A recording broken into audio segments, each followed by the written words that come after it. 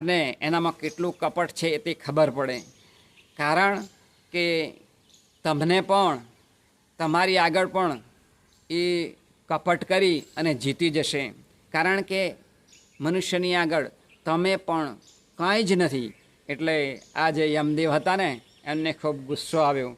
એમણે વિચાર્યું કે ખરેખર આ કૂતરો શું કહે છે.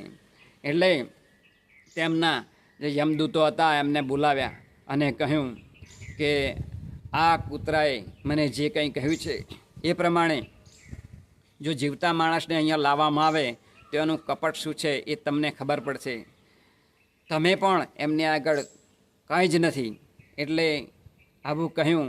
એટલે યમદેવે પેલા દૂતોને કહ્યું કે જો આ કૂતરો જૂઠો ઠરશે તો તેને નરકની અંદર અનંત જન્મ સુધી એ સડતો રહેશે. માટે